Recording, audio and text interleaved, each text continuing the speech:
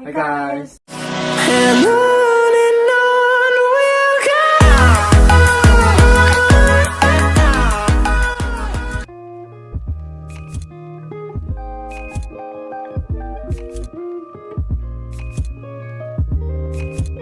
If you guys haven't seen the part 1 to this, it's in the link down below. That way you can fully understand like what's going on and everything that happened and all of that good stuff. So first of all, it was really hard to get this meeting because the first time we were supposed to meet was Chuseok, which was like when? Like around? Like about a half year ago? Yeah? Year ago? Okay. Maybe. I don't know. So this meeting got rescheduled a couple of times. We had a schedule, but then I got a call that they went to like having a lunch or dinner all together, and I asked her, you were pretty shocked. We were shocked and like surprised, but it's a good surprise, right? Even though it was pretty sudden, like out of blue, we thought we should give it a shot, right? Right. So we were actually home together. We were in my house at the time. Yeah?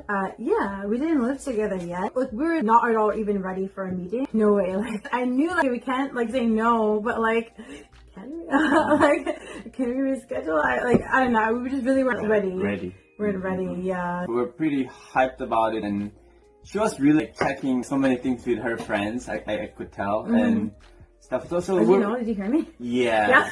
Yeah. I went outside. I was like calling my great friends, like, guys, I know I can't say no, so like, what do I do? And they're like, you can't say no. They're helping me take clothes out. They were like, my friends were like ready to go. Yeah, and I was thinking what to do too from my end, like how to introduce and stuff. But then later on, I got another phone call say they kind of like changed their mind. So I guess one parent had this idea to go, but the other parent didn't like the idea at the end. So they just suddenly again like called again and like canceled the whole thing. We were a little kind of like, I don't know. I was like, I didn't know what to say because I felt too sorry, you know? It's from my end, so I'm like, oh shit, like how I'm gonna like say this? That was really kind of like disappointing. I think he was like really disappointed. I brought him to take a nap. I was like, babe, come just lie down a little bit. You look a little like winded and out of it. Yeah. And he ended up just not waking up. He just slept for a long time, and I think he was a little bit depressed. So that was like a really hard time. And then so after that, we had like a few more meetings canceled on us, kind of. So we'll talk about that in another video. But other members just canceled on us a lot. So finally we were supposed to meet his mom like again. I was a little hesitant because I didn't know like what's real, what's not real, because like each time I'm calling my Korean friends, I'm like, guys, like what do I do? And they're freaking out, and they're like giving me flashcards and stuff and like picking out clothes with me, and like I get dressed and they're like, we're not meeting today, sorry. And I'm just like, I don't know, I just felt like a game, so I just wasn't like prepared, and I just like I just wasn't sure like, is this like actually gonna happen this time? So, but it did happen. So we did meet up and stuff with one parent again. Never with his other parent because they said like, no.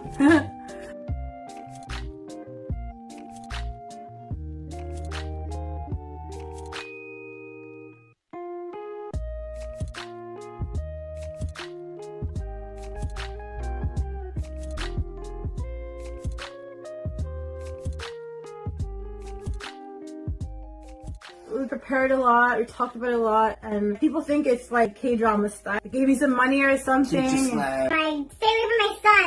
It's not like that. Like, nobody was rude to me or something. No one cursed at me. No one offered me money. Like, heck, I wish they offered me money. I wish, right? I would take the money and still see you. Free money. People keep asking us that. Honestly, I didn't know what to expect. I know that people complaining about me at home, but I just don't want to encounter this in person. So that's what I was worried about. She was really nice to me with conversation. So my friends had prepared me for this, and they had told me that they'll ask about your school, they'll ask like what you're doing, they'll ask about like your like job, they'll ask about your parents do, and all these different things, which is like normal because my mom did that too. I think it's normal in any culture, but like my friends went hard. My Korean friends went hard. So we did all that, but I was really surprised because I have a good education.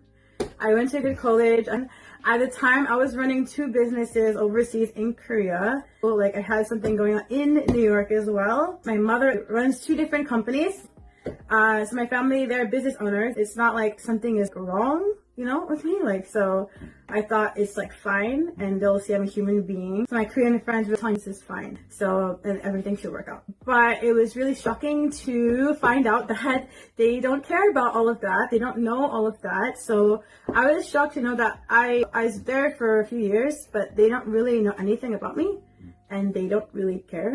We just both thought that if we met in person, then things would be fine and work out, because he told me that they never met a Black person before and they don't know any Black people. We just thought, okay, like maybe if they see that I'm like a human being, like it'd be fine. I mean, I'm human. I'm just a brown human. The thing about Korean culture here, it's not that they're like don't like you. It's just that they don't know anyone that's brown, and they just, it's more society. It's not socially approved, but they don't want to do something that's socially unapproved. So the first thing people are thinking, honestly, is you have a Black girlfriend, what is everyone else going to think? And I've heard that before from other people. Like, what are our family members going to think? What are our friends going to think? Like, and I've heard you said that there were people will gossip because he has a Black girlfriend, and what are people going to think about it? It's the first thing they're worried about. I was a little bit worried because I was told that they're like embarrassed to be seen with a Black person. I don't really know where we should meet. I didn't want to be walking with them and they're like embarrassed or something, uncomfortable. I just don't want to be in a position where people are sitting down like literally embarrassed of me in front of my face. I just thought that would be too difficult. I don't want to be in that kind of situation. We ended up leaving Seoul. I don't know if that's because there were less people or something. Like, that's what we ended up doing. Some people in Korea don't realize how much Westerners get stared at, or Black Westerners get stared at. And so I've had Koreans realize that, and I've seen people, like, I can see they're uncomfortable with stares, maybe a little embarrassed. I felt that before. So you can feel it. You can feel when someone's embarrassed. You can literally feel it. Especially the business that I ran, I met a lot of different kinds of Koreans, a lot of different kinds of people. So it's not like, I wouldn't personally be friends with people like that, but I've been with people like that because I do meet a lot of people here. I will know if they're embarrassed, and I like don't want to be in a situation where I'm like, people are embarrassed of me. It's really, it's not what I'm about, and I'm not doing that. We talked about that, and I also didn't want to be in a position where I come, they're throwing stuff or yelling at me or disrespecting me or saying bad things to me. Yeah, but so I was worried about it. We talked about it. I was worried about it, but he said that he'll like. Of course, not on my watch. But to the end, it was like a hard case because it felt like she was two people. It felt like she was like really nice in person. She was really sweet in person. I would never guess she was the same person that did all this stuff and said all these like awful things about me.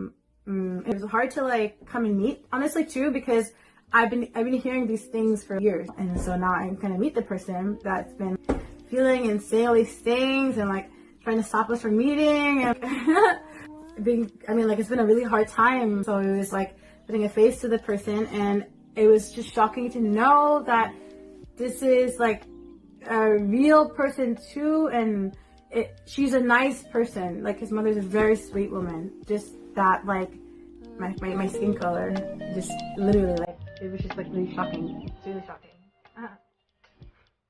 It's really shocking.